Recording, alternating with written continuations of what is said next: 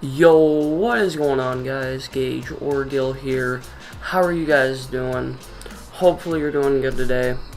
That's what I hope for.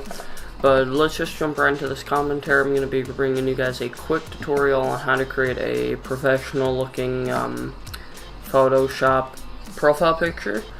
I'm using Photoshop CC, but you can do this on CS6 and I think CS5.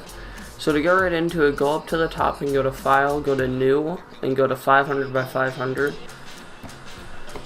Once you have this here, what you want to do is get your background. So go over here and right click. It should be Gradient Tool. Normally just right click and change it to Paint Bucket Tool and just click. So it's going to be whatever color you have down here, but all you want to do is come over here actually.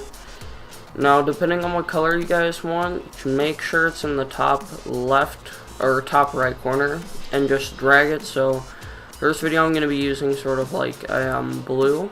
Once you have this color here, just copy this little code down here, right click and copy, and just hit OK. Sorry if my voice sounds a little like raspy, but next thing, just click into the second one down over here and just copy and paste that code into it.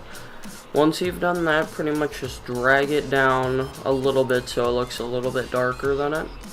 Then come over here, right click, and go to blending options. Now if I won't let you guys do that and there's a little lock here, just click the lock.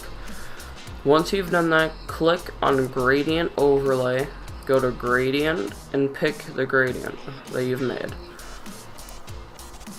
Just hit OK. Now once you have this, I'm going to personally change it to a negative 90 degrees so the brightness or the darkness is at the bottom, the brightness is at the top. Now that's about it for this. Next thing you guys want to do is come down here to this tool regularly. It will be a rectangle, just right click it and make sure you have the ellipse tool. Once you have this, you guys want to make a circle, just drag it out. Actually, hold shift and drag it out. This big should be good. Make sure it's like this. The first one you want to click on it and just make sure it's this one right here, and the second one you can just make it whatever color. I'm just gonna go with white for now because that's gonna be what we're doing.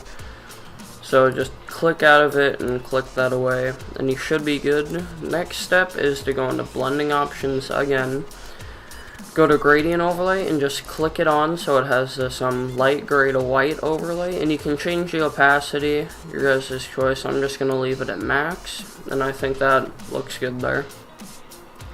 Once you've done that, you want to go to drop shadow, just click into it, change the opacity to max, change the distance to 0, and change the size to a 33. You guys can also do something like this if you want, or 15. I'm gonna go with 15 for this one, but you can do 33 if you think it looks better. So all you have to do is just hit OK. Now that we have this, we want to center it up. You can pretty much like see the pink lines. You want to make it to where it's aligned like that. Now we can make this thicker, but I'm gonna leave it like this just for the purpose of the video. But to make it thicker, all you want to do is just duplicate the layer and then Control T and just make it smaller inside of it. Pretty much the easiest way. I mean, it's a little bit harder than that, but that's about it. Pretty basic. Next thing you want to do is to make sure to get your text tool. And the text that we're going to be using, or the font, is going to be called Plump. Here it is. You can download this. It's just Plump or Plump Black, and depending on the name of your channel, you can just use whatever letter. So for example, I'm just going to use Z for this. Now once you have your Z, pretty much just line it up, go over to it again, right click it, go to blending options, go to drop shadow first, and you can do the same settings I told you earlier, just distance 0, spread 0, and for this one I'm going to go with 33. Next thing you want to do is you can just click a gradient overlay, And you should be good. You guys can put a stroke on it if you think it looks good. Personally, I don't think it looks good. I think it sort of ruins the concept. So I'm just gonna click out of it. There, and does this eye there. You guys can also do a bevel and emboss. God, I can never pronounce that. This does give it sort of a 3D effect, but I will be showing you guys how to make it 3D a different way that personally I think looks better. So you're about done with this, just hit OK. Now that you have this, you want to do Control T, hold Shift, and just drag it to make it bigger. This is optional, it's your guys' choice. Then just do Control T again and rotate it. Either way, your guys' choice. I'm gonna make mine just a little bit bigger. Like that. That's about good right there. Alright, so now that we have this, some extra things we can add to it is background. Oh yeah, my bad. Okay, so how to make it 3D is you want to copy the layer just by right clicking and duplicating it. Now make sure your move tool is selected, and what you want to do is click on the first layer, make sure it's selected, and press down on your arrow keys, and you can do like this. It looks sort of 3D if you look like right here and whatnot. It looks decent 3D. You can also change it to the background color just by doing color overlay, and then you can do like aqua to it. You can also repaste that color code in, because you should still have it copied, and then you can have it the same as the background. So I mean, I think that looks pretty good. We can make it a little bit thicker too. So like that, I think that looks pretty good. Now some final touch-ups we can do is for the background. What you want to do is all do it. Loads up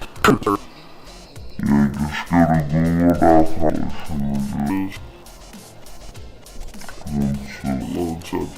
slide it. And you can look up a radial background, any color really, like this one will work. So pretty much you can just save image, and then you just want to drag it into Photoshop.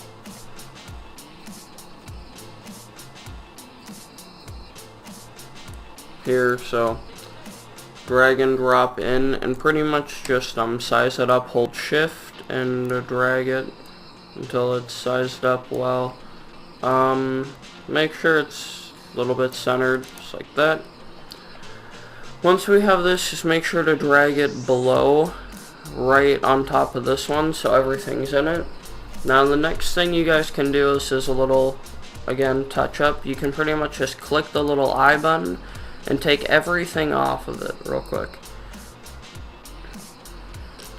Now what you guys want to do is come up here to filter, go to blur, and then you want to just click blur.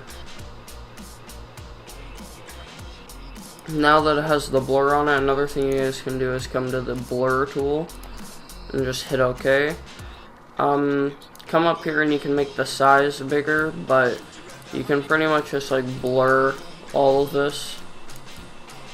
So on the it sort of makes everything stand out better.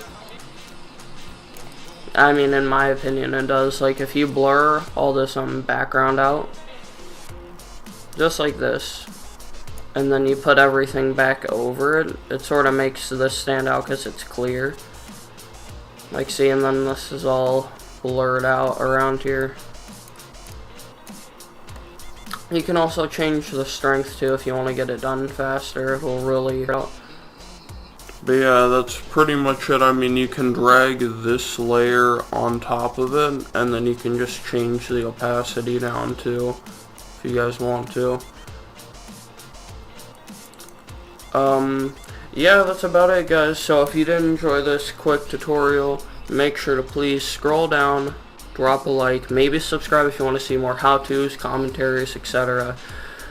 Peace out. Later.